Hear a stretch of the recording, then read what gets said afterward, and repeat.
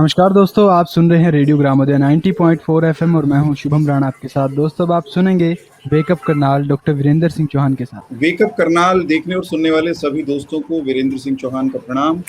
और वेकअप करनाल में आज हम फिर से आयुर्वेद की बात करेंगे। प्रदेश में आयुर्वेद का जो चिकित्सा तंत्र है उसके माध्यम से किस तरह हरियाणा के आम लोगों तक चिकित्सा सुविधा मुहैया कराने का सरकार राज्य की प्रयास कर रही है, उस पर बात होगी। एक जायजा यूं कहिए हम लेने का प्रयास करेंगे धरातल पर आयुष विभाग में इन दिनों कोविड के संकट काल में क्या गतिविधियां चल रही हैं, और इन सब मसलों पर बात करने के लिए दोस्तों मेरे साथ डॉक्टर धर्मवीर सिंह जुड़ गए हैं, जो आयुष विभाग में चिकित्सा अधिकारी हैं। डॉक्टर धर्मवीर जी, आपका स्वागत है वेकअप करनाल में। आप विभाग में, महकमे में कितने समय से कार्यरत हैं आयुष विभाग, और संप्रति इस समय आप कहां पर पोस्टेड हैं? सबसे पहले तो ग्रामोदय रेडियो को सुनने वाले सभी श्रोताओं को मेरा नमस्कार। जैसा कि आपके चैनल का नाम ग्रामोदय है, हमारे देश भारतवर्ष की लगभग 80% जनसंख्या जो है आज भी गांव में ही रहती है, इसलिए हमारे गांव का उदय होना बहुत ही जरूरी है। और गांव का उदय तभी हो सकता है सर, जब गांव में शिक्षा और आरोग्यता का विस्तार होगा। एक आयुर्वेदिक चिकित्सक होने के नाते मैं आज केवल आरोग्यता की बात करूंगा जी। और इसी आरोग्यता की कड़ी में सर, मेरा नाम डॉक्टर धर्मवीर सिंह है। मैं आयुष विभाग में दिसंबर 2011 से कार्यरत हूं और मेरी पहली पोस्टिंग जो है वो डिस्ट्रिक्ट पानीपत में थी, और उसके बाद 2015 से मैं आयुष विभाग करनाल में अपनी सेवाएं दे रहा हूं। डॉक्टर धर्मवीर जी के साथ मैं बात कर रहा हूं। डॉक्टर साहब, कोरोना से शुरू कर लेते हैं और फिर हम सारे सवाल करेंगे। इस बीच में डॉक्टर मुकेश अग्रवाल जी ने कैथल से, जो कि आपका होम डिस्ट्रिक्ट भी है, हरियाणा रेड क्रॉस सोसाइटी के प्रदेश के उपाध्यक्ष रहे हैं डॉक्टर मुकेश अग्रवाल जी। डॉक्टर मुकेश अग्रवाल जी ने लिखा है, डॉक्टर साहब की जय आयुर्वेद तो हम सब कहते ही हैं। डॉक्टर साहब ने एक नई बात लिखी है आज, और वो कह रहे हैं कि आयुर्वेद राष्ट्रीय चिकित्सा पद्धति घोषित होनी चाहिए। निसंदेह होनी चाहिए। एक बात और उन्होंने जोड़ी है कि आयुर्वेद और एलोपैथी का समन्वय देश हित में है। बिल्कुल सर, केवल आयुर्वेद और एलोपैथी का नहीं, सभी चिकित्सा पद्धतियां, सब में कुछ न कुछ दूसरी से हटके कोई भिन्नता भी है। कोई हर एक की पद्धति का अपना अपना रोग को देखने का दृष्टिकोण है, ठीक करने का अपना नजरिया है। और ये भी सच है कि कुछ चीजों का निदान जहां आयुर्वेद कर पाता है, वहां पर एलोपैथी के हाथ खड़े दिखाई देते हैं। और बहुत सारे ऐसे मसले हैं जहां हम देखते हैं कि आयुर्वेद हस्तक्षेप नहीं कर पाता, और खास तौर पे जो इमरजेंसी की स्थितियां होती हैं उसमें हमें जो एलोपैथी की, मॉडर्न साइंसेज की, मॉडर्न मेडिसिन की इंटरवेंशन की जरूरत पड़ती है। ऐसे कुछ रोगों के बारे में हम कि होम्योपैथी में उनका इलाज दूसरी पैथीज से बेहतर है। तो सबकी अपनी विशेषताएं, और आयुर्वेद पर हमको क्यों गर्व होना चाहिए सबसे ज्यादा? डॉक्टर साहब, मैं इस बारे में बिल्कुल स्पष्ट हूं कि आयुर्वेद एक सबसे प्राचीन चिकित्सा पद्धति है, दूसरा प्राकृतिक चिकित्सा पद्धति है, और तीसरा ये कि इस देश की मिट्टी में पैदा हुई है। मानव जाति को आयुर्वेद वो भारत भूमि की, मेरे और आपके पूर्वजों की देन है, अपनी विरासत है, तो उस पर हमको गर्व होना ही चाहिए, उस पर ज्यादा बात होनी चाहिए। कोरोना के समय में आप लोग आयुष के जो चिकित्सक हैं वो क्या क्या काम कर रहे हैं ग्राउंड पर? क्योंकि ग्रामीण अंचल में हमारे जो औषधालय हैं आयुष के, वो हैं। डॉक्टर धर्मवीर जी। सर, मैं अभी आपने एलोपैथी, आयुर्वेदिक होम्योपैथिक चिकित्सा पद्धतियों का उल्लेख किया, तो हमारा सर मानना यह है कि हम इन पद्धतियों के विवाद में ना पड़ करके हमें मानव सभ्यता को कैसे बचाया जाए, आज तो संकट यही है। मानव सभ्यता को बचाया कैसे जाए, इस पे ध्यान केंद्रित होना चाहिए। तो मैं सर इसी कड़ी में आपको आयुर्वेद का एक छोटा सा परिचय देना चाहूंगा, यदि आप अनुमति दें तो। निश्चित, वहीं से शुरू कीजिए। सर, एक आयुर्वेदिक चिकित्सक होने के नाते मैं आज केवल आरोग्यता की बात करूंगा। आरोग्यता केवल मैं यदि ऐसा कहूं कि आयुर्वेद से आती है, ऐसा नहीं है। आरोग्यता सभी चिकित्सा पद्धतियों से ही मुमकिन है आज की तारीख में, आज के परिप्रेक्ष्य के समन्वय को देखते हुए। फिर भी सर, आयुर्वेद एक अति प्राचीन वैज्ञानिक विद्या एवं चिकित्सा पद्धति है। आयुर्वेद का मुख्य उद्देश्य है स्वस्थस्य ही स्वास्थ्य रक्षणम आतुरस्य विकार प्रशमनम च, अर्थात स्वस्थ व्यक्ति के स्वास्थ्य की रक्षा करना और रोग होने पर रोग का उपचार करना, ना कि रोगी का उपचार करना, रोग का उपचार करना। आज यदि हम आयुर्वेद के इसी सिद्धांत पर कि स्वस्थ व्यक्ति के स्वास्थ्य की ही रक्षा कर लें तो रोग उत्पन्न ही नहीं होगा। पहला सिद्धांत यही है और सबसे महत्वपूर्ण पहला सिद्धांत महत्वपूर्ण सिद्धांत है और आयुर्वेद इसी सिद्धांत के ऊपर कार्य करता है। और आज के परिप्रेक्ष्य में जब कोरोना यानी कोविड-19 महामारी संपूर्ण विश्व में अपने पैर पसार चुकी है और चिकित्सा के नाम पर अभी तक कोई भी सटीक चिकित्सा न होते हुए इस महामारी का सामना या इसका इलाज या इसका बचाव कैसे किया जाए, ये एक महत्वपूर्ण प्रश्न है। सर देखिए, इस महामारी में भारत सरकार और हरियाणा सरकार के दिशा निर्देशानुसार आदरणीय महानिदेशक आयुष विभाग श्री सुशील सरवन जी व माननीय उपायुक्त महोदय करनाल श्री निशांत कुमार यादव जी के अथक प्रयासों तथा जिला आयुर्वेदिक अधिकारी डॉक्टर सतपाल जी के मार्गदर्शन में आयुष विभाग आयुष चिकित्सा पद्धति द्वारा इस का लाभ जो है आम जन को लाभ पहुंचाया जा रहा है। इस आयुष चिकित्सा पद्धति का क्या क्या कर रहे हैं उसका विवरण लोगों तक जाए ताकि जिन तक वो नहीं भी पहुंचा तो वो आगे बढ़ के इस लाभ को ले सकें। डॉक्टर साहब जी सर, जैसा कि हम सभी को पता है कि हमारे पर्यावरण में लाखों प्रकार के कीटाणु और विषाणु हैं। कीटाणु मीन्स बैक्टीरिया और विषाणु मीन्स वायरस। तो आज लाखों, अब ये जो जितने भी कीटाणु और विषाणु हैं, बैक्टीरिया और वायरस है, ये अदृश्य है, ये दिखते नहीं है। इन सभी बैक्टीरिया और वायरस से हमारा शरीर तभी लड़ सकता है जब हमारे शरीर में इतनी ताकत होगी कि ये वायरस और बैक्टीरिया जो है हमारी बॉडी को किसी भी प्रकार का हार्म यानी कि कष्ट ना पहुंचा सके जी। और इसी ताकत को, जो हमारी इस ऊर्जा या इस ताकत को हम कहते हैं शरीर की रोग प्रतिरोधक क्षमता यानी कि इम्यूनिटी। तो इस इम्यूनिटी को बढ़ाने में सभी चिकित्सा पद्धतियों में से मैं यदि गलत नहीं हूं तो मैं कहूंगा कि आयुर्वेद चिकित्सा पद्धति ही एक ऐसी पद्धति है जो हमारी इस रोग प्रतिरोधक क्षमता यानी कि इम्यूनिटी को बढ़ा सकती है। अभी सर आपने कोरोना के परिप्रेक्ष्य में आपने पूछा था, तो मैं सर उसी श्रृंखला को आगे बढ़ाते हुए मैं कहूंगा कि आज सर कोविड यानी कि कोरोना उन्हीं लोगों को हो रहा है जिनकी इम्यूनिटी यानी कि रोग प्रतिरोधक क्षमता कम है। कोविड होने पर या कोरोना संक्रमित होने पर वही व्यक्ति ठीक हो रहा है जिसकी इम्यूनिटी बनी हुई है या वो बनाने का काम सुचारू रूप से कर रहा है। अगर इसको देसी में कहना हो डॉक्टर साहब, गांव की बोली में कहना हो, आपके गांव गाड़ी में कह लो या मेरे वाली में कह लो, तो यूं कहना पड़ेगा भाई हमारे आसपास हवा में, पानी में, चारों गानी दुनिया भर के यानी लाखों तरह के कीटाणु और विषाणु वो हैं ही, हमेशा रहे हैं, रहेंगे।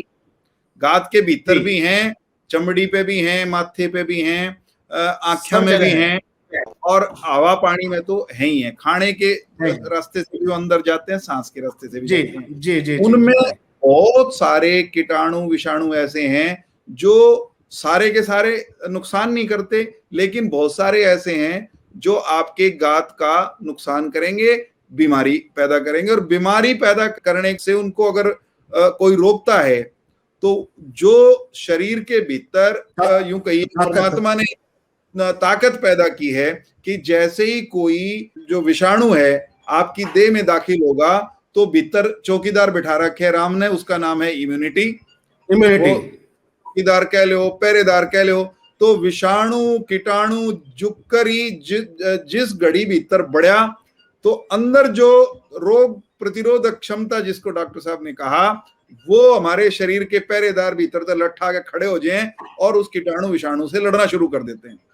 अगर ये भीतर के चौकीदार यानी हमारी अंदर की ताकत, अंदरूनी ताकत या कसूती है, तगड़ी ठाडी है, मजबूत है, तो फिर आएगा विषाणु या कीटाणु।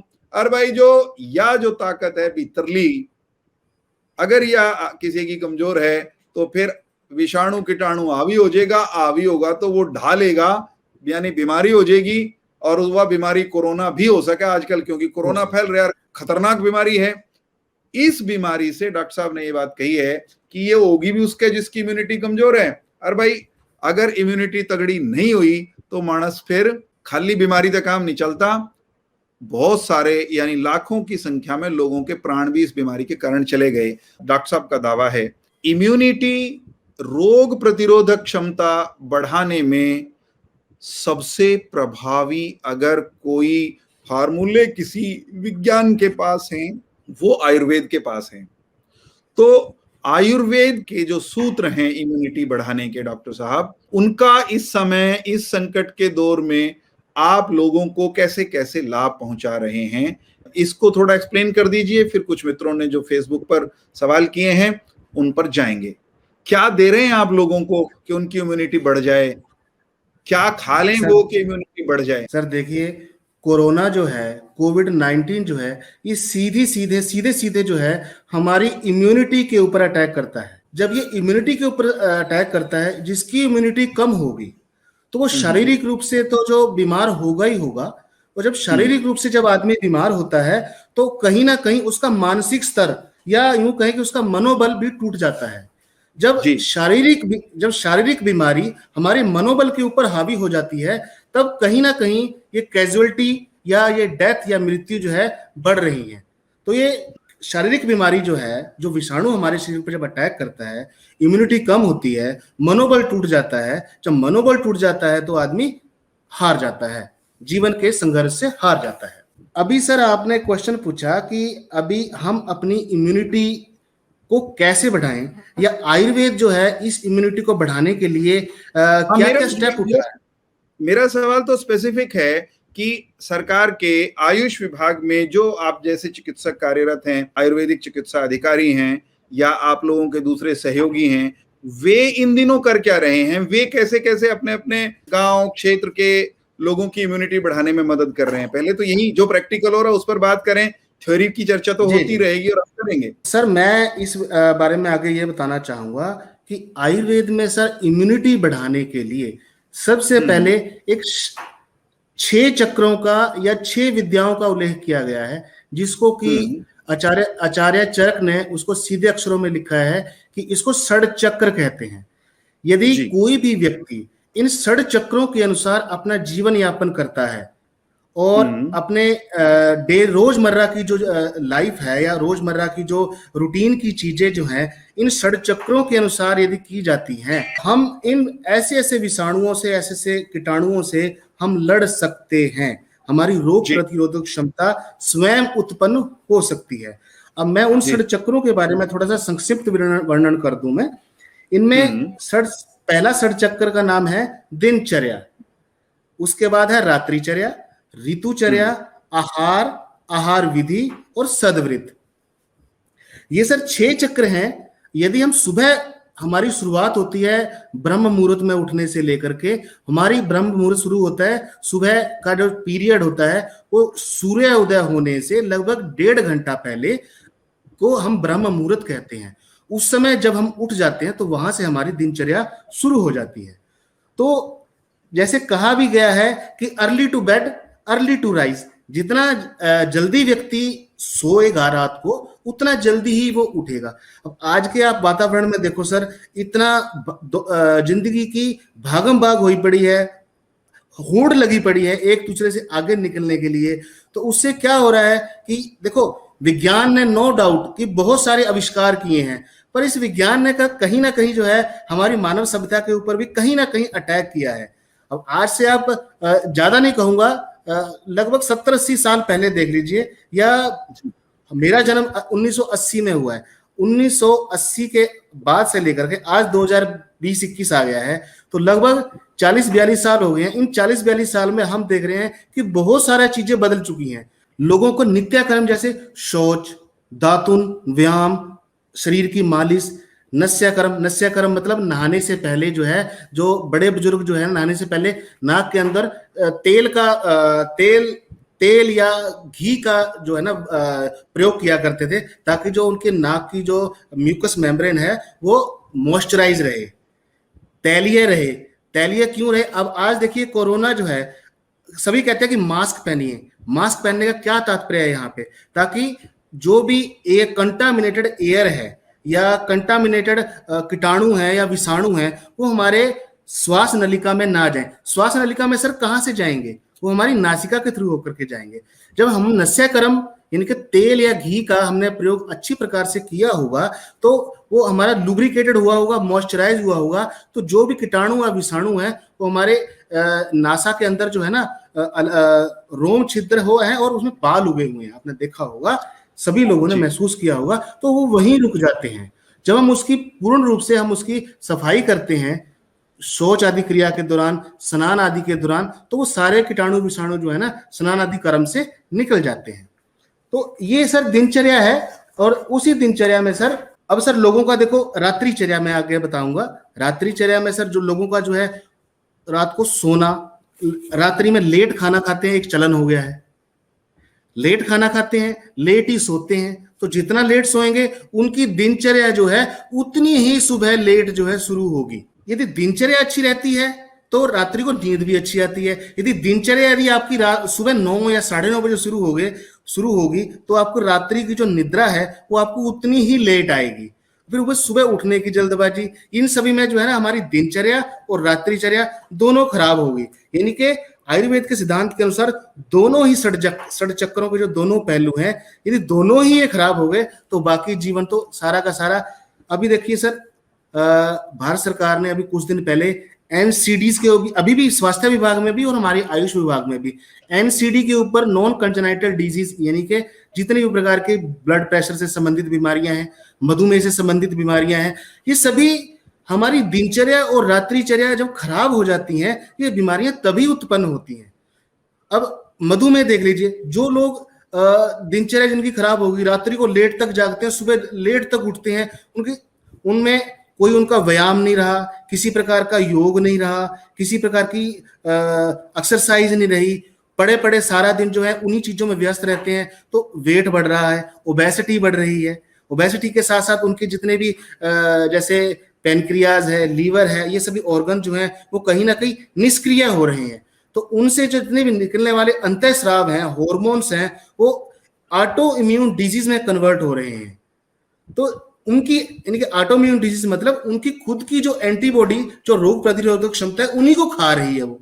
तो यानी कि इन्हीं दिनचर्या और रात्रिचर्या जो खराब हो रही है, इससे अनेकों प्रकार के एनसीडीज इनके नॉन कंजेनाइटल डिजीज हमारे को पैदा हो रही है। अब तीसरे षड्चक्र में मैं कहूंगा ऋतुचर्या। अब हमारे सर ऋतुचर्या में जैसे बताया गया है कि वैसे तो मुख्यतः देखो हम 3 प्रकार के मौसमों को ही मानते हैं, देखो कि जैसे गर्मी, सर्दी और बरसात। और गर्मी सर्दी के मौसम में भी सर मैं कहूं, सर्दी में वैसे तो 6 ऋतुएं हैं सर हमारे पास, हमारे भारतवर्ष में 6 ऋतुएं हैं। हमारे पूर्ण भारतवर्ष की जो जनता है वो इन 6 की 6 ऋतुओं में अपना जीवन यापन करती है। जैसे मैं कहूं कि सर्दी में हेमंत और शिशिर ऋतु आती है, गर्मी, ग्रीष्म, बरसात ऋतु हो गई, और उसके बाद वर्षा ऋतु। इन ऋतुओं में सर हर एक व्यक्ति का जो बल है वो कम या ज्यादा होता है। तो जैसे अब ग्रीष्म ऋतु है और वर्षा ऋतु है, इसमें जो व्यक्ति का जो बल है वो क्षीण होता है, इनके कम होता है। अब इन ऋतुओं के अनुसार कैसा हमें आहार विहार करना चाहिए, क्या खाना चाहिए, क्या पीना चाहिए, किस ढंग का आहार लेना चाहिए, कितनी मात्रा में लेना चाहिए, ये कहीं पर भी आज के परिप्रेक्ष्य में कहीं नहीं सिखाया जा रहा है। ये केवल और केवल जो है आयुर्वेद चिकित्सक या आयुर्वेद संस्थान जहाँ पे हैं, इन सभी चिकित्सक जो बैठे हैं, इन सभी को ये ट्रेनिंग प्राप्त है। और जो भी आमजन इन षड्चक्रों का स्वस्थ रहने के लिए प्रयोग करना चाहते हैं तो वो इन आयुर्वेद संस्थानों के ऊपर आ सकते हैं। जितने भी हमारे आयुर्वेदिक चिकित्सक हैं उनको ये शिक्षा दी गई है, उन्होंने पढ़ा हुआ है अपने सिलेबस में, वो आम जन को ये आसानी से समझा सकते हैं ताकि दिनचर्या, रात्रिचर्या, ऋतुचर्या, ये सब हर एक आदमी का सुचारू रूप से चल सके। नहीं डॉक्टर साहब, ये सारी बातें ठीक हैं। हम लोगों को निरंतर ये चीजें ग्रामीण अंचल में भी, और ग्रामीण अंचल ही क्यों, शहर के लोगों को भी, सबको ये सब बताना ही है। और जब मैं आपसे सवाल पूछ रहा हूँ तो मुझे भी सीखनी है इनमें से बहुत सारी चीजें, उनको संतुलित करने की जरूरत है, नियमित की आवश्यकता है। मैं अपने बारे में ये बात ईमानदारी से कह सकता हूँ। मेरा प्रश्न का भी लेकिन उत्तर आपने नहीं दिया। मेरा प्रश्न ये है कि कोरोना के इस संकट काल में आयुष विभाग के जो चिकित्सक हैं वो ये सब चीजें दुरुस्त करने के लिए और खास तौर पर कोरोना से संग्राम के जो प्रोसेस है, कोरोना के खिलाफ लड़ाई में हम लोग क्या कर पा रहे हैं ग्रास रूट पर मैं सर बताऊं आपको कि आयुष विभाग बेसिकली फोकस कर रहा है कि कैसे ना कैसे करके, चाहे कोई रोगी हो या कोई स्वस्थ मनुष्य हो, जैसा कि हमारा पहले ही मैंने बताया था कि आयुर्वेद का मुख्य उद्देश्य ही यही है कि स्वस्थस्य स्वास्थ्य रक्षणम आतुरस्य विकार प्रश्नम च, कि स्वस्थ व्यक्ति की स्वास्थ्य की रक्षा कर ले और जो रोगी हो चुका है उसके हम रोग का निवारण कर लें। तो उसी संदर्भ में सर कोरोना में भी सर हम यही कर रहे हैं कि जो व्यक्ति स्वस्थ हैं उनको हम इम्यूनिटी बूस्टिंग किट, ऐसी मेडिसिन की एक किट बनाई है जिससे कि स्वस्थ व्यक्ति की इम्यूनिटी बढ़ सके। और जो व्यक्ति बीमार है उनके लिए भी हमने सेम ही किट बनाई है, जो कोविड पॉजिटिव हो चुके हैं उनके लिए भी हमने सेम ही किट बनाई है। और ये किट जो है हमने रोगियों को भी और स्वस्थ व्यक्तियों को भी हमने बंटवाई है। यहाँ पर ये जान लेना और बताना बहुत आवश्यक है कि ये जो किट आप लोगों ने बनाई है, क्या ये किट हर घर पहुंचाई जा रही है या जो इसको पाने के इच्छुक हैं उन्हें आयुष औषधालयों में आना पड़ रहा है? सरकार ने किट आप लोगों को अवेलेबल करा दी, इसके वितरण का क्या पद्धति आप लोगों ने अपनाई है ताकि अधिकतम लोग इसका लाभ ले सकें? जी मैं सर उसी कड़ी में बता रहा हूं। ये जो सर हमने किट बनाई है, इम्यूनिटी बूस्टिंग किट बनाई जो है, इसमें हमने गिलोय गणपति, आयुष 64 टैबलेट, आयुष क्वाथ और नस्यकर्म के लिए अणु तेल, ये 4 चीजें जो है ना हमने बनाई हैं, इसकी एक किट बनाई है। और हमारी जो सर फर्स्ट वेव शुरू हुई थी सर हमारी सर अप्रैल 2020 से 31 जनवरी 2021 तक जी। और हमने सर इसमें जितने भी प्रकार के हमारे डिस्ट्रिक्ट करनाल के अंदर वेरियस डिपार्टमेंट्स हैं, चाहे इसमें डीसी ऑफिस हो, एसपी ऑफिस हो या डिस्ट्रिक्ट जेल हो या जितने प्रकार के बोर्ड्स, कॉर्पोरेशन, जितने भी प्रकार के हमारे डिस्ट्रिक्ट करनाल में ऑफिसेस हैं, वेरियस डिपार्टमेंट्स हैं, उनमें हमने सर ये 1,14,885 किट बंटवाई हमने फर्स्ट वेव में करनाल जिले में। उसके बाद सर हमने जितने भी हमारे सीनियर सिटीजन्स हैं, बुजुर्ग हैं, उनको सर हमने 16,884 लोगों को ये किट बंटवाई। और इसके अलावा सर हमारे कुछ डॉक्टर्स की, कुछ हमारे आयुष फार्मासिस्ट की ड्यूटी लगी थी कंटेनमेंट जोन में, मोबाइल वैन में, होम आइसोलेशन में। इनमें सर हमने 2,01,212 किट बंटवाई सभी डिस्ट्रिक्ट करनाल में। और इसके अलावा सर फर्स्ट वेव में हमारा सर कोविड केयर सेंटर शुरू हुआ था। फर्स्ट हमारा कोविड केयर सेंटर शुरू हुआ था नीलोखेड़ी में। उसके बाद सर हमारा नीलोखेड़ी में हमारा कोविड केयर सेंटर चला सितंबर 2020 तक। और उसके बाद सर उस सेंटर को हमने ट्रांसफर कर दिया कोविड केयर सेंटर जाट भवन करनाल में जी। उसमें सर हमने जो कोविड केयर सेंटर नीलोखेड़ी में था, उसमें सर हमने 1724 मरीजों को उपचार दिया, उनको इम्यूनिटी बूस्टिंग किट भी दी और साथ के साथ एलोपैथिक चिकित्सा, सिम्टोमेटिक जो एलोपैथिक चिकित्सा उनको दी जा सकती थी वो भी दी। इसके अलावा जाट भवन में सर हमने 257 मरीज देखे, हमने कोविड पॉजिटिव पेशेंट्स देखे हमने, और उनको भी सर हमने ऐसे ही इम्यूनिटी बूस्टिंग किट दी। और अभी सर इसके बाद फिर हमने सर सेकंड वेव हमारी शुरू हुई सर 1 फरवरी 2021 से लेकर के आज तक। तो उसमें सर हमने वेरियस डिपार्टमेंट, जितने भी हमारे डिस्ट्रिक्ट करनाल में डिपार्टमेंट्स हैं, उनमें हमने सर 19,970 कर्मचारियों और अधिकारियों को ये किट बंटवाई है। और इसके अलावा सर होम आइसोलेशन में हमारे डॉक्टर्स की ड्यूटी लगी है, हमारे आयुष फार्मासिस्ट की ड्यूटी लगी है सर। उसमें हमने अभी तक 1518 रोगियों को ये किट बंटवा चुके हैं हम सर। तो अभी ये बात कही जा सकती है, अभी दूसरे दौर में जो लोग होम आइसोलेशन में हैं उन सबको ये किट गई है। उसमें सर मैं आपको डाटा बता देता हूं। मैं सेकंड वेव में सर हमारा कोविड केयर सेंटर कल्की भवन शुरू हुआ था एनडीआरआई में। एनडीआरआई में सर हमने 94 कोविड पेशेंट थे जो कि पूर्ण रूप से स्वस्थ हो गए। और उसके बाद कोविड केयर सेंटर फूसगढ़ में बना, वहां पर सर 85 पेशेंट्स थे, वो ठीक हो गए सर। इक्का दुक्का जिनको कैजुअलिटी हुई या मान लो जिनको इमरजेंसी की जरूरत पड़ी तो उनको अलग से कल्पना चावला में हमने शिफ्ट करवाया और वहां पर उनका ट्रीटमेंट हुआ। तो वहां पर ट्रीटमेंट के दौरान जो है किसी को वायरस ने ज्यादा अटैक किया तो वहां पर उनकी कैजुअलिटी हुई। मैं अभी भी और इसको थोड़ा सा और बारीकी से जानना चाहता हूँ कि मान जी, लीजिए आपकी पोस्टिंग स्टोंडी है, जी आपके औषधालय का जो दायरा है, कार्य क्षेत्र है, अधिकार क्षेत्र है, उसमें स्टोंडी ही आता है कि और भी कुछ आसपास के गांव को सर्व करते हैं आप? सर देखिए, हमारे विभाग ने एक आयुष चिकित्सक के अंडर जो है लगभग 5000 पॉपुलेशन की जो है को रखा हुआ है कि लगभग जी 5000 पॉपुलेशन के ऊपर जो है एक आयुष चिकित्सक जो है उनका देखभाल करेगा। तो मैं जी सर अपने जहां मैं पोस्टेड हूं, मैं अपने संदर्भ में बात करूं तो मैं सर स्टोंडी को देख रहा हूं, गांव फुरलक है, फुरलक को देख रहा हूं, और वहां पर एक सर गांव है बुढ़नपुर को देख रहा हूं, और गगसीना है, हालांकि वहां पे पीएचसी भी है, लेकिन वहां से भी मेरे पास पेशेंट आते हैं। मैंने ये सवाल इसलिए पूछा कि मान लीजिए चुंडी, फुरलक, गगसीना, यहाँ के कोई नागरिक, कोई सामान्य जन, उनको लगे कि मुझे अपनी इम्यूनिटी दुरुस्त करने के लिए ये जो आयुष विभाग की किट है मुझे ये लेनी चाहिए और इसका उपयोग करना चाहिए, और वो आपके औषधालय चले आते हैं, तो क्या हम जो आएगा उसको उपलब्ध कराने की स्थिति में है? हमारे पास सप्लाई है इसकी इतनी? सर जब फर्स्ट वेव आई थी लास्ट ईयर, जब फर्स्ट वेव आई थी तो हमारे पास मेडिसिन थी। तो उस समय क्या था सर कि जैसे हमारे पास एक औषधालय में, चिकित्सालय में एक आयुष चिकित्सक पोस्टेड होता है और एक आयुष फार्मासिस्ट पोस्टेड होता है। तो जब लास्ट ईयर जब कोविड केयर सेंटर बने, होम आइसोलेशन की टीमें बनी, कंटेनमेंट जोन बने, तो आयुष चिकित्सकों की ड्यूटी लगा दी गई इनमें।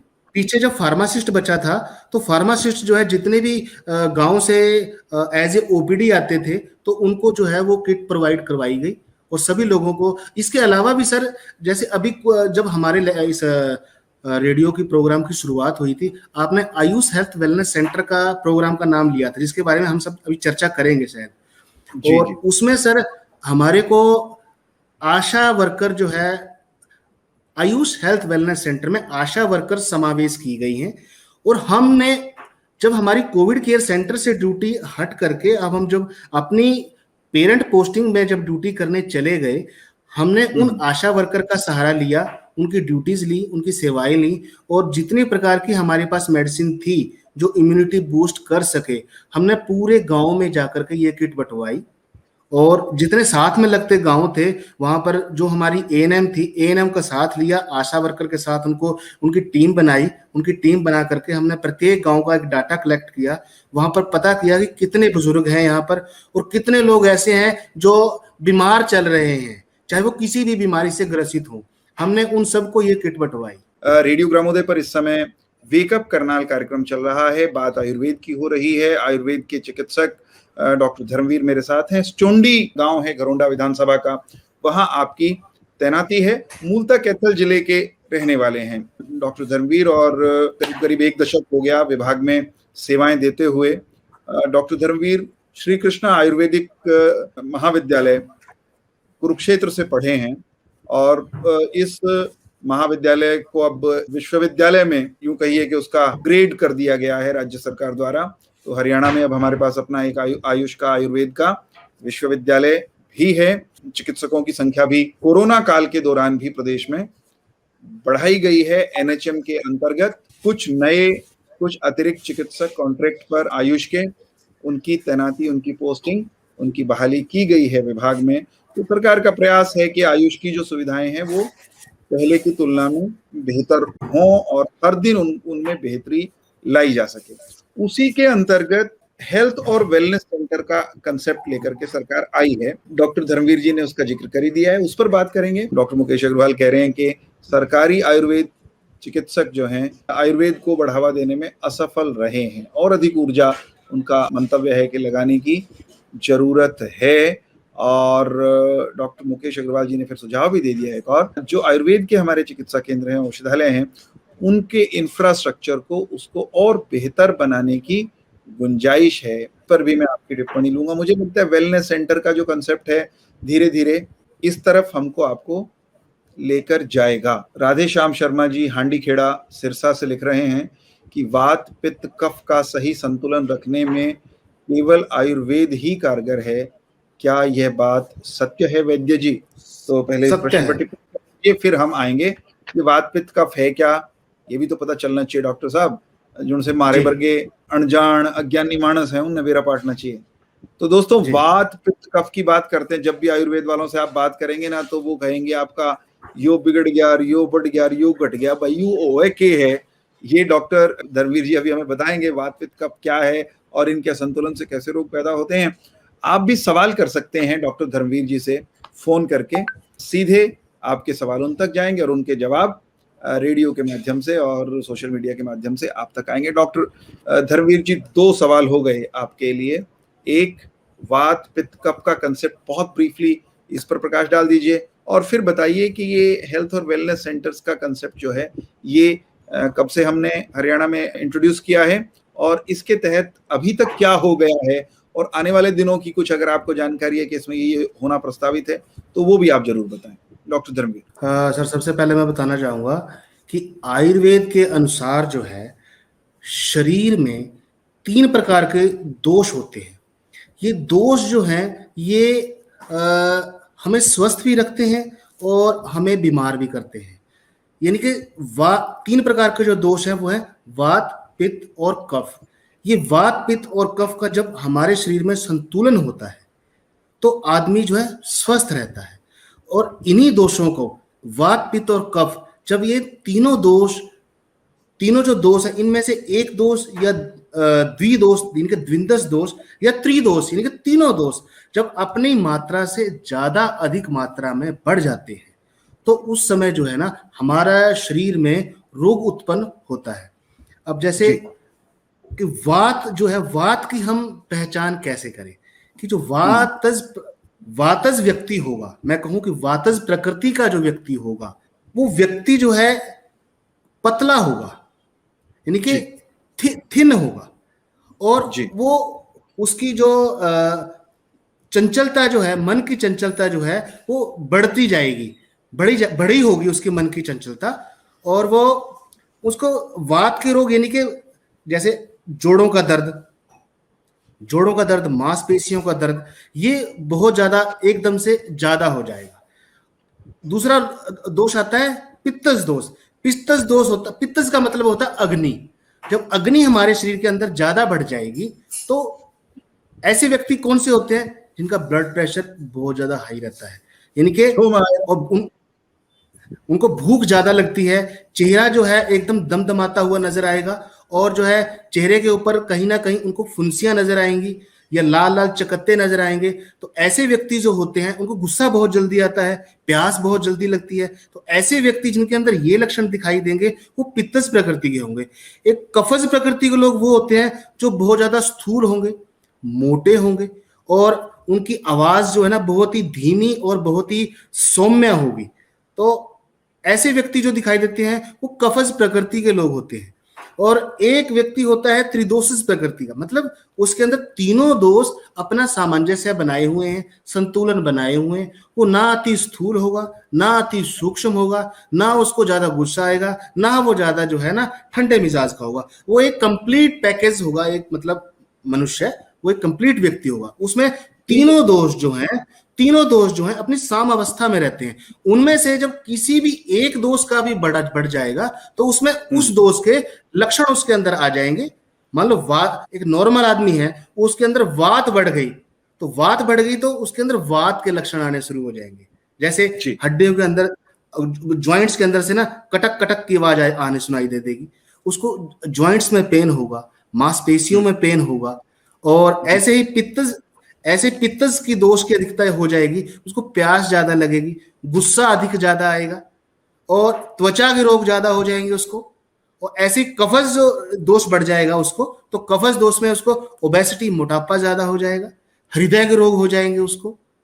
तो ऐसे जो है ऐसे 3 दोष हैं। एक छोटा सा प्रश्न पूछ लेता हूं और फिर हम आएंगे हेल्थ और वेलनेस सेंटर्स की बात करेंगे। आपने वैद्य के नाते, चिकित्सक के नाते जब मैं आपसे मिला तो आपने लक्षण देखे और उसके बाद आपने तय कर लिया कि ये जो वीरेंद्र सिंह चौहान नाम का व्यक्ति है या मरीज आया मेरे पास, इसके जो मान लीजिए वो वातज है, उसका वात का संतुलन खराब हो रखा है, या कोई भी एक आपने आइडेंटिफाई कर लिया कौन सा तत्व ज्यादा हो गया जिसके कारण असंतुलन है, तो फिर उसको संतुलन बनाने की औषधि आप लोग देते हैं या कुछ और करते हैं? What is the method of treating and cure? कुछ ऐसा करते हैं क्या कि भाई अब मानस सामी आया और आपने देखा भाई इसमें इसके भीतर 1 गिलास पानी होना चाहिए था, मान लो वात पानी है, सपोज करें कि वात पानी है और आपने देखा इसके भीतर तो पानी घट गया, तो उसको पानी पिला देंगे और फिर वो संतुलन हो जाएगा, या कुछ और करना पड़ता है? क्या विधि व्यवस्था क्या है? सर मैं आपको बताऊं कि इन दोषों की समन्वय संतुलन बनाने के लिए या बढ़े हुए दोषों की चिकित्सा करने के लिए हमारे पास हम शोधन और शमन चिकित्सा की जाती है। शोधन जो होता है वो बढ़े हुए दोष को निकालने के लिए की जाती है।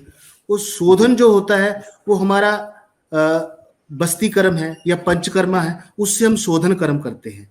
शमन चिकित्सा होती है कि ऐसी सर्टेन टाइप्स ऑफ मेडिसिन ऐसी हैं जो जैसे वातज को ये मेडिसिन दे, पित्तज को ये मेडिसिन दे, कफज को ये मेडिसिन दे, तो वो जो दोष है वो उनका शमन शरीर में एज इट इज ही हो जाएगा। तो शोधन और शमन चिकित्सा जो है ये हम चिकित्सालय स्तर पर या पंचकर्मा स्तर पर, पंचकर्मा जो हमारा औषधालय होते हैं उनके स्तर पर हम शोधन और शमन चिकित्सा की जाती है। जी डॉक्टर साहब, अब हम आते हैं आयुष के जो वेलनेस, हेल्थ और वेलनेस है, क्या है एग्जैक्टली ये, क्या करना चाहती है सरकार इस कंसेप्ट के माध्यम से? अवधारणा क्या है और इसका भविष्य आपको क्या दिखाई देता है? सर मैं आपको बताऊं कि 30 अगस्त 2019 को माननीय प्रधानमंत्री श्री नरेंद्र मोदी जी ने उससे पहले एक कॉन्सेप्ट रखा कि हमारा जो भारतवर्ष है, यहाँ की जो आम जन है या आम जनता जो है, वो मैंने शुरू में आपको बताया था षड चक्रों के बारे में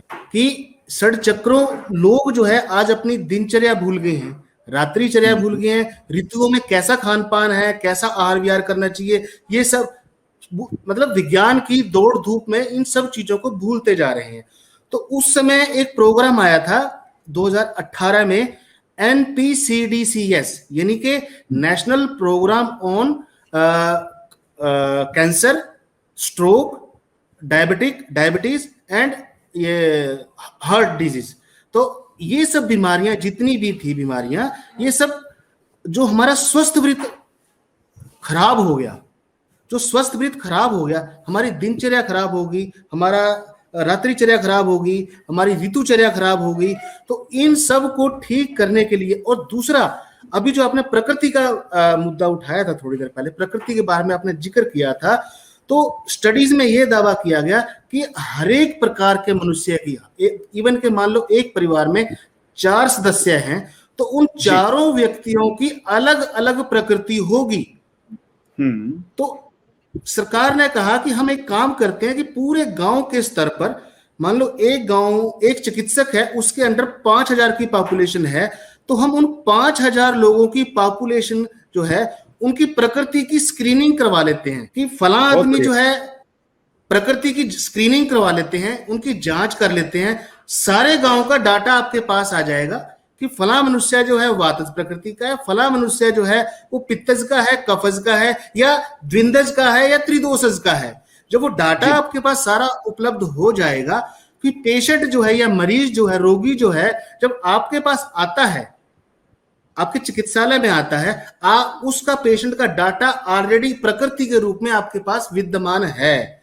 तो आप उस प्रकृति के अनुसार चिकित्सक को आसानी हो जाती है कि भी इसको शोधन चिकित्सा करनी है या शमन चिकित्सा करनी है, कि इसको मेडिसिन से ठीक किया जा सकता है या इसको किसी प्रकार की और रेफरल की जरूरत है। ये जो स्क्रीनिंग का प्रस्ताव या प्रोग्राम आया, इस पर कितना काम हो चुका है अब तक?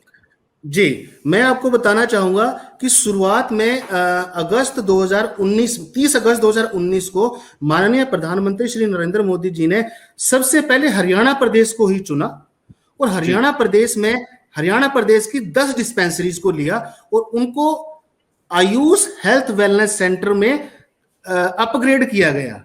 उसमें से हमारे डिस्ट्रिक्ट करनाल में वन ऑफ द डिस्पेंसरी थी स्टोंडी, जहां पर मैं इस समय आयुष हेल्थ वेलनेस सेंटर के अंतर्गत ही कार्य कर रहा हूं। अब जी। इस आयुष हेल्थ वेलनेस सेंटर में सर हम ना इसको खोलने का सरकार का, भारत सरकार का और हरियाणा सरकार का, इसके पीछे क्या मोटिव था कि आयुष हेल्थ वेलनेस सेंटर स्थापित किए जाएं जगह जगह। तो इसमें क्या कहा गया कि शुरुआत में पूरे भारतवर्ष में 12,500 आयुष हेल्थ वेलनेस सेंटर शुरुआती दौर में बदले जाएंगे या अपग्रेड किए जाएंगे। आयुष की डिस्पेंसरियों को ही अपग्रेड किया जाएगा आयुष हेल्थ वेलनेस सेंटर में।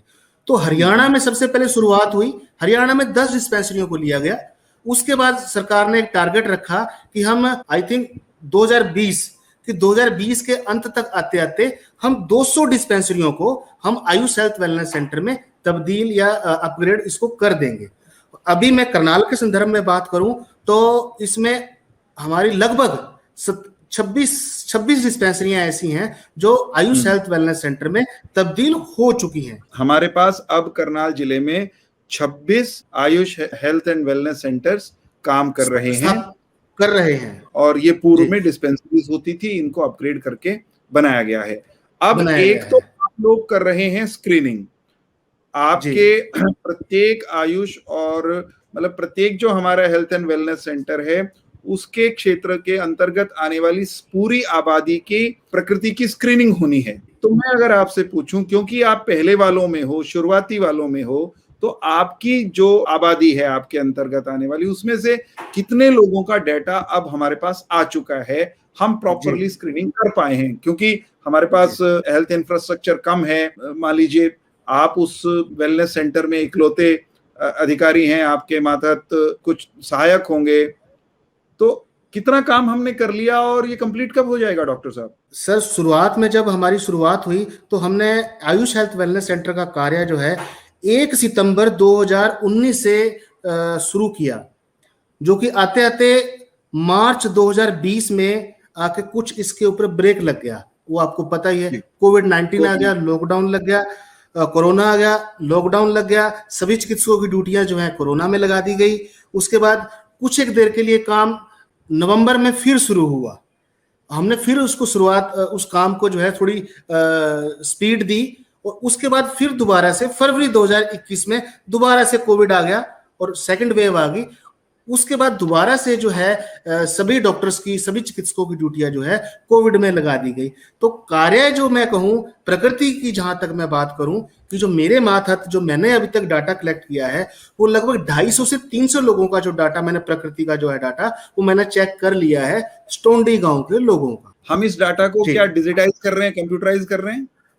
जी, अभी हमारे सरकार ने जो है कहा है कि हम इसको सभी को डिजिटल प्लेटफॉर्म पे लेके आएंगे। क्या कोई सॉफ्टवेयर इस सिलसिले में लॉन्च कर दिया गया है? अभी सर इसके बारे में ऐसा कुछ सॉफ्टवेयर लॉन्च नहीं हुआ है, लेकिन कैसे इसको डिजिटल करना है और डिजिटल करने के बाद कैसे चिकित्सक काम करेंगे, जैसे फार्मासिस्ट काम करेंगे, कैसे उसके अंदर योगा इंस्ट्रक्टर या योगा एक्सपर्ट काम करेंगे, तो इसकी जानकारी जो है हमें ट्रेनिंग दी गई है, जानकारी दी गई है, लेकिन बीच में ये कार्य जो है कोविड के कारण पूर्णतः रुक गया है। जी, स्वाभाविक है, कोविड के कारण प्राथमिकताएं दूसरी हो गई, लेकिन एक बहुत अच्छी योजना मित्रों, जिसके तहत देश भर में ये तय किया गया है कि जो हमारे वेलनेस सेंटर्स हैं, हेल्थ और वेलनेस सेंटर्स, उनके माध्यम से उनके अंतर्गत आने वाली आबादी के प्रत्येक व्यक्ति की स्क्रीनिंग की जाएगी और उनकी प्रकृति किस प्रकार की है, वे वातज हैं, पित्तज हैं, कफज हैं, उसका एक डेटाबेस हमारे पास आ जाएगा, ताकि भविष्य में उनको कभी उपचार की जरूरत पड़े तो फिर जब वो डॉक्टर के पास जाएं तो चिकित्सक के पास पहले से ही उनका एक मूल्यांकन मौजूद रहे। ये बेहतरीन बात आपने डॉक्टर साहब कही।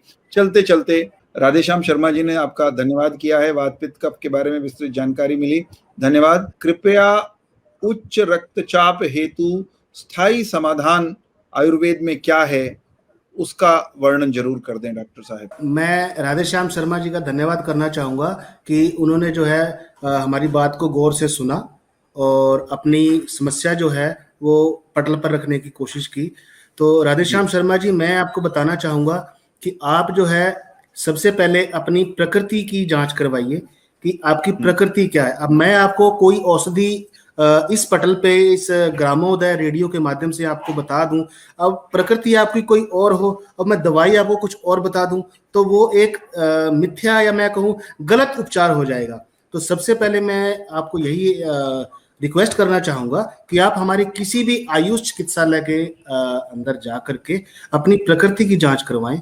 जो भी आपकी प्रकृति का निचोड़ निकल के आएगा, उस हिसाब से आप चिकित्सा अपना उपचार करो। पहला काम, आप अपनी देह की, अपने शरीर की प्रकृति की जांच करा लें, तय कर लें कि आपका वात पित्त कफ वो कहाँ खड़ा हुआ है, वो सुई किस कहाँ पर है, संतुलन किस दिशा में है। उसके बाद ही आयुष की चिकित्सा आप लें, ये साहब का कहना है। डॉक्टर धर्मवीर, आने वाले दिनों में हम अगर आपकी डिस्पेंसरी की ही बात करें, जिस तरह से अब स्थितियां सामान्य हो रही हैं और हमारे पास 26 आपने कहा कि डिस्पेंसरीज हो गई करनाल जिले में, और इतने ही हमारे पास आयुर्वेदिक चिकित्सा अधिकारी भी होंगे कम से कम जी, या इस सर मैंने शुरू में बताया था कि हमारे पास जैसे 29 डिस्पेंसरीज हैं, उसमें 18-19 चिकित्सक ही हैं। अभी एक डॉक्टर अभी एएमओ जो हैं, आयुर्वेदिक चिकित्सा अधिकारी, अभी रिटायर हो गए हैं। तो 17-18 चिकित्सा अधिकारी इस समय हमारे पास हैं, और बाकी हमने डिपार्टमेंट ने आयुष वॉलेंटियर के तौर पर जो है अभी कुछ चिकित्सक लगाए हैं। उनमें से भी शायद कुछ 2-3 चिकित्सक जो हैं उन्होंने अपना रेजिग्नेशन दे दिया है। शायद उनको कोई अपनी पारिवारिक समस्या रही होगी, तो उन्होंने अपना रेजिग्नेशन दे दिया है। गिवन सर्कमस्टांसेस में, मान लीजिए जिस तरह से अब कोविड की दूसरी लहर शमित होती दिखाई दे रही है, आप लोग फिर से जुटेंगे स्क्रीनिंग के काम में, तो आपके क्षेत्र की जो आबादी है उसको 100% उसकी स्क्रीनिंग में कितना समय लग सकता है? सर, सरकार ने हमें टारगेट दिया है 3 साल का। कम से कम 3 साल में इस टारगेट को, स्क्रीनिंग को पूरा कीजिए। और इस टारगेट को पूरा होने के बाद जो है, इसमें सर मैं आपको 2 बातें रह गई हैं, मैं आपको बताने देना चाहूंगा कि इस आयुष हेल्थ वेलनेस सेंटर में सब हम कर क्या रहे हैं। इसके सिर्फ 3 घटक हैं, इसके सिर्फ 3 मुख्य कार्य हैं। पहला कार्य यह है कि हमने लोगों को प्रिवेंटिव केयर और प्रमोटिव केयर की, प्रिवेंटिव केयर मीन्स कि रोग को कैसे, कि रोग को उत्पन्न ही ना होने दिया जाए, बचाव किया जाए। उसके बाद प्रमोटिव, वो जो प्रमोशन हमने स्वास्थ्य संबंधी रोग को रोकने के लिए दी है, ताकि उसका प्रमोशन पूरे गांव पर, पूरे जिला स्तर पर हो। तो प्रिवेंटिव और प्रमोटिव जो हमारा कार्य जो है, वो हमने आयुष हेल्थ वेलनेस सेंटर के अंतर्गत लिया है। दूसरा कार्य लिया है कि जितने भी प्रकार के औषधीय पौधे हैं जो हमारे इस क्लाइमेटिक कंडीशन के हिसाब से हमारे प्रदेश में, हमारे गांव में या हमारे जिले में हो सकते हैं, हम उन औषधीय पौधों को ज्यादा से ज्यादा उगाएं और उनका लाभ लें। और कुछ पौधे या कुछ मैं कहूँ मसाले जो हम रोजमर्रा की जिंदगी में, हम अपनी रसोई में प्रयोग करते हैं, वो हमारी इवन रसोई में ही है। वो उन मसालों का प्रयोग, उन औषधीय मसालों का प्रयोग यदि हम रोजमर्रा की दिनचर्या में हम प्रयोग करते हैं, तो कहीं ना कहीं वो रसोई में रखे ही मसाले जो है हमें बहुत बड़े बड़े चिकित्सा संस्थानों में जाने से बचाते हैं। तीसरा जो हमारा पहलू है कि इन सामान्य जितनी भी प्रकार की बीमारियां हैं जो गांव स्तर पर होती हैं, उनको हम योग के माध्यम से गांव के लेवल पर ही उनको हम कुछ हद तक रेक्टिफाई कर लें। क्योंकि आपको चूंकि पता है कि योग करने से, प्रतिदिन नियमित योग करने से रोग जो है वो जड़ से तो समाप्त होते ही होते हैं, स्मरण शक्ति का भी विकास होता है, और जो अनुपयोगी आदतें हैं, अनुपयोगी हमारे रोजमर्रा की जो अनुपयोगी आदतें हैं, वो खुद ब खुद छूट जाती हैं योग करने से। मन जो है सदैव शांत और प्रसन्न रहता है। इसके अलावा फिर भी यदि कोई गंभीर रोग किसी आयुष चिकित्सक के संपर्क में रोगी आता है, तो हम उसको उसकी प्रकृति के अनुसार उसको रेफरल करने का कार्य भी करते हैं। अब वो कुछ जरूरी नहीं है कि वो रेफरल जो है किसी आयुर्वेद संस्थान में ही किया जाए, नहीं, वो क्योंकि पेशेंट की बेहतरी के लिए, मरीज की बेहतरी के लिए, उसके स्वास्थ्य की रक्षा के लिए हमें उसको एलोपैथिक संस्थान में भी भेजना पड़े तो हम उसको रेफर करते हैं। ये कार्य आयुष हेल्थ वेलनेस सेंटर में किए जा रहे हैं। बहुत बढ़िया डॉक्टर साहब, आपने कई सारी नई जानकारियां दी। बहुत सारे नए शब्द दोस्तों आज हमने सुने, नए हो सकता है मेरे लिए नए ना हो, लेकिन बहुत सारे मित्रों के लिए जो देखने सुनने वाले हैं नए शब्द होंगे। वात पित्त कफ, वातज पित्तज कफज, और ऐसे ही आयुर्वेद की जो टर्मिनोलॉजी है वो नए शब्दों की जानकारी, उनके अर्थ भी डॉक्टर धर्मवीर से चर्चा के दौरान वो हमारे आपके ध्यान में आए हैं। हमारी अपनी पद्धति है ना, उस पे उससे प्यार भी होना चाहिए, उसकी जानकारी भी होनी चाहिए और उसकी शब्दावली वो हमारी जबान पे रहनी चाहिए। ये आजकल इसलिए भी ज्यादा जरूरी और इस पर अपना तो आग्रह इसलिए भी ज्यादा है कि कुछ लोग आयुर्वेद को डेनिग्रेट करने के लिए, आयुर्वेद को नीचा दिखाने के लिए या कम आंका जाए आयुर्वेद को, इस तरह के षड्यंत्र कहिए, कुप्रयास वो कर रहे हैं। उस दौर में जो ये कहते हैं कि हमारा आयुर्वेद से अपनेपन का रिश्ता है, इस मिट्टी में क्योंकि वो पैदा हुआ है, हम आयुर्वेद वालों को अपने आयुर्वेद की अधिक संभाल करनी चाहिए। आयुर्वेद हमारी संभाल तभी करेगा और आयुर्वेद की वकालत भी करनी चाहिए। आयुर्वेद पर सवाल उठाने वालों से सवाल करने चाहिए, खुल करके धड़ल्ले से तीखे प्रश्न भी करने पड़े तो करने चाहिए, क्योंकि बहुत लोग केवल और केवल भ्रम का मायाजाल फैला करके हमारी भारतीय ज्ञान परंपरा को कलंकित करने की कोशिश करते हैं, उसको गलत प्रकाश में दर्शाने का प्रयास करते हैं। वो संस्कृत पर भी सवाल उठाते हैं, वो योग पर भी सवाल उठाएंगे, वो आयुर्वेद पर भी सवाल उठाएंगे। ऐसे लोगों को रोकेंगे नहीं, टोकेंगे नहीं तो फिर नुकसान देश का और दुनिया का और मानवता का होने वाला है। कार्यक्रम का अंतिम सवाल सरलतम सवाल है पूरे कार्यक्रम का, लेकिन व्यावहारिक सवाल है, सबके काम में आने वाला सवाल है। बार बार कोरोना से बचने के लिए जो हमारा रोग प्रतिरोधक तंत्र है, रोग प्रतिरोधक क्षमता है, इम्यूनिटी है, उसमें इजाफे के लिए आयुर्वेद का सहारा लेने की बात कही जा रही है। और ये भी कहा जा रहा है कि साहब बहुत बाहर भीतर जाने की जरूरत नहीं है, आपकी घर की रसोई में भी बहुत सारी चीजें हैं जिससे आप आयुष काढ़ा बनाकर अपने आप को दुरुस्त तंदुरुस्त रख सकते हैं। अब डॉक्टर साहब, आपकी किट किसी को मिले ना मिले, आप हमने थ्याओ ना थ्याओ, घर की रसोई में क्या क्या है जिससे नियमित रूप से काढ़ा बना के और अपने इम्यून सिस्टम को बेहतर करने के लिए हमारे देखने वाले, सुनने वाले, हमारे अपने मित्र वो अपना काम चला सकते हैं? या यूं कहिए कि जब रसोई में है ये तो काम चलाना थोड़ी कहेंगे, सदुपयोग करना कहेंगे उपलब्ध सामग्री का। जरा ये बता दीजिए डॉक्टर साहब कि क्या क्या वो है जो हमारी रसोई में है, और नहीं है तो लाकर रखना चाहिए, और उसका सदुपयोग कैसे कैसे करना है चलते चलते ये बता देंगे तो मुझे लगता है आज के कार्यक्रम का मंतव्य वो लगभग पूरा हो जाएगा। मैं सर कहना चाहूंगा कि जहां फर्स्ट वेव आई थी 2020 में, तो उस समय से लेकर के आज भी जब हम फील्ड में जाते हैं या फील्ड में कार्य करते हैं तो सभी जगह सिर्फ एक ही क्वेश्चन पूछा जाता है कि जी आप आयुष क्वाथ या आयुष का काढ़ा जो है कब अवेलेबल करवा रहे हो। यदि अवेलेबल नहीं करवा सकते, आप हमें उनके इंग्रेडिएंट्स बता दीजिए ताकि वो काढ़ा जो है हम घर पे ही बना लें। तो मित्रों, मैं इस रेडियो के माध्यम से, ग्रामोदय रेडियो के माध्यम से सभी को बताना चाहूंगा कि हम आयुष क्वाथ जो है, हम किसी की उपलब्धता के ऊपर डिपेंड ना रह करके हम अपनी रसोई के माध्यम से भी इस काढ़े को बना सकते हैं। इस काढ़े के लिए आप गिलोय, तुलसी, दालचीनी, सौंठ, इन 4 चीजों को आप ले सकते हैं। इसके अलावा अभी जो प्रकृति की बात हो रही थी, तो उस प्रकृति में भी कोई पित्तज प्रकृति का मनुष्य है, क्योंकि ये काढ़ा जो होता है कहीं ना कहीं गर्म होता है, तो उस काढ़े में आप धनिया मिला सकते हैं, धनिये के बीज जो होते हैं उनको मिला सकते हैं, जीरा मिला सकते हैं। उससे जैसे काढ़ा पीने के बाद कई लोग कहते हैं कि पेट में गर्मी हो गई, तो जीरा या धनिया जब आप प्रयोग में लाएंगे तो वो गर्मी जो है नहीं होगी। इसको बनाना साहब कैसे है? कच्चा जीरा धनिया डालेंगे या भून के? आप कच्चा भी डाल सकते हैं, भून के भी डाल सकते हैं। विधि बता दीजिए चलते चलते डॉक्टर साहब कैसे बने, जो गृहिणियां सुन रही होंगी वो को अपना लें, और हमारे जैसे जो रसोई में कभी घुसते नहीं काम धाम करने के लिए, वो जरा अपनी श्रीमती को बता दें कि भाई बागवान ले यो पकड़, इसमें फेसबुक पे मेरे देख ले या रेडियो पर सुन ले, और ये है तरीका काढ़ा बनाने का डॉक्टर धर्मवीर का बताया हुआ। सर मैं आपको बताऊं कि इसमें जितने भी आप मात्रा लेते हैं, मान लो आपने 5-5 ग्राम ली मात्रा ली है, हर एक चारों पांचों द्रव्य की। तो ये मान लो 6 द्रव्य लिए तो आपका 30 ग्राम मात्रा बन गई है।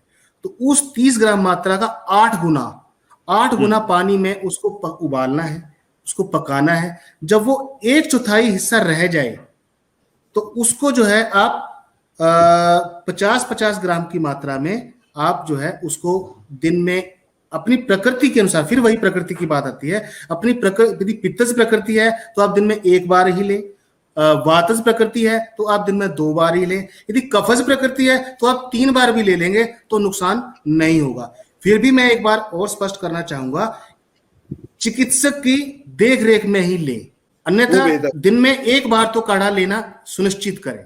एक बार काढ़ा अपनी प्रकृति के को समझते हैं तो बहुत अच्छी बात है, उसके अनुरूप संतुलन बनाते हुए सबको लेना चाहिए। उससे अधिक अगर लेना है तो फिर हमें आयुर्वेद के चिकित्सक हमारे अड़ोस पड़ोस में संपर्क में जरूर मिलेंगे। किसी न किसी वैद्य की, चिकित्सक की सलाह लेकर के मार्गदर्शन में आयुष काढ़ा लेना चाहिए, पीना चाहिए, ऐसा डॉक्टर धर्मवीर जी ने कहा है। एक बात और चलते चलते जोड़ दूं कि हरियाणा सरकार ने एक हेल्पलाइन भी शुरू की है जिस पर आयुर्वेद के जो चिकित्सक हैं वे एक प्रकार से टेलीमेडिसिन कर रहे हैं और कोविड के मरीजों को या उनके परिजनों को वो गाइड कर रहे हैं। आप फोन करके भी उस हेल्पलाइन का लाभ उठा सकते हैं। दुर्योग से इस समय मेरे सामने वो नंबर नहीं है, डॉक्टर साहब आपके पास है क्या? अगर आपके पास है तो शेयर कर दें। इस समय मेरे पास भी नहीं है। हाँ, कोई बात नहीं। रेडियो ग्रामोदय पर कल हम किसी कार्यक्रम में उस हेल्पलाइन पर विस्तार से बात करेंगे, कल करेंगे या परसों में, 1-2 दिन के भीतर। तो एक वो भी नया इनिशिएटिव या अनूठा इनिशिएटिव हरियाणा सरकार का है। उसके लिए हमारे जो स्वास्थ्य मंत्री जी हैं, मुख्यमंत्री जी हैं, उनका अभिनंदन, आभार हमको करना चाहिए। तो डॉक्टर धर्मवीर, आपने समय निकाला। आयुष विभाग में इन दिनों क्या क्या कर रहे हैं आप लोगों के लिए, जनता के लिए, उस पर चर्चा करने के लिए, और कोरोना के संकट काल में आयुर्वेद का सदुपयोग जीवन को बेहतर बनाने के लिए, सेहत को दुरुस्त रखने के लिए, उर्दू में तंदुरुस्त कहते हैं वो लोग, तंदुरुस्त रहने के लिए और रखने के लिए कैसे किया जा सकता है, बहुत सारी बातें आपने काम की बताई। रेडियो ग्रामोदय सुनने के कई तरीके हैं मित्रों। रेडियो ग्रामोदय आप FM पर सुन सकते हैं। यदि आप गोंदर के 40 किलोमीटर के दायरे में, 35-40 किलोमीटर के दायरे में कहीं पर रहते हैं तो आपकी गाड़ी के स्टीरियो पर भी चलेगा, फोन पर भी चल जाएगा, FM पर। और आप अगर रेडियो सेट रखते हैं तो आप रेडियो ग्रामोदय सुन सकते हैं। अगर आप इस दायरे से बाहर हैं, जैसे डॉक्टर मुकेश जी कैथल में हैं, मान लीजिए इस दायरे से बाहर हैं, तो आप रेडियो ग्रामोदय के कार्यक्रमों को, जिसमें वेकअप करनाल भी है, हमारे गांव की बात है और अनेक सारे कार्यक्रम हमारे हैं, उन कार्यक्रमों को आप रेडियो ग्रामोदय की ऐप अपने फोन पर अगर इंस्टॉल कर लेंगे, एंड्रॉयड पर फिलहाल वो ऐप अवेलेबल है, रेडियो ग्रामोदय आप प्ले स्टोर पे जाके लिखेंगे तो ऐप आपके सामने आ जाएगी और ऐप आप इंस्टॉल कर लीजिए। जब मन करे ट्यून इन करिए, बटन दबाइए और हमारे कार्यक्रमों के साथ जुड़िए। इसके अलावा एक और सूत्र है रेडियो ग्रामोदय को और हमारे कार्यक्रमों को सुनने का, वो है कि आप ग्रामोदय अभियान की जो वेबसाइट है, पोर्टल है हमारा gramoday.org, वहां जाकर उस पर भी लाइव रेडियो का लिंक है। अगर आप उसको क्लिक करेंगे तो फिर आईफोन पर भी और एंड्रॉयड पर भी आप सुन सकते हैं, लैपटॉप पर, कंप्यूटर पर भी आप रेडियो ग्रामोदय सुन सकते हैं। और हाँ, ये वेकअप करनाल, हमारे गांव की बात और जय हो, ये 3 कार्यक्रम जिनमें मैं स्वयं रहता हूं, ये कार्यक्रम हम जैसे आज डॉक्टर धर्मवीर जी के साथ सोशल मीडिया के प्लेटफॉर्म्स पर भी आप लोगों ने देखे सुने, हर दिन हम सोशल मीडिया पर भी लेकर आते हैं। ये जानकारी रेडियो ग्रामोदय के कुनबे को बढ़ाने के लिहाज से मैंने दी। अपने मित्रों के साथ इस जानकारी को साझा करें। आप सबका, दोस्तों, दर्शकों, श्रोताओं, मित्रों, खास तौर पे डॉक्टर मुकेश अग्रवाल जी का, जो शुरू से लेकर अंत तक लगातार हमारे साथ बने हुए हैं, हृदय से आभार। डॉक्टर साहब ऐसे ही अपना स्नेह और आशीष बनाए रखिएगा। विश्वास छोड़िए ना, ये आस छोड़िए ना, विश्वास छोड़िए ना, ये आस छोड़िए ना, हारेगा कोरोना, करो नहीं, हारेगा कोरोना। स्वस्थ रहो और मस्त रहो, घर में ही रहो और व्यस्त रहो। स्वस्थ रहो और मस्त रहो, घर में ही रहो और व्यस्त रहो। कुछ हंसने में, कुछ गाने में, कुछ हंसने में, कुछ गाने में, खतरा है बाहर जाने में। विश्वास छोड़िए ना, ये आस छोड़िए ना, जीतेंगे डरो नहीं, हारेगा कोरोना। जीतेंगे डरो नहीं, हारेगा कोरोना, हारेगा कोरोना, हारेगा कोरोना।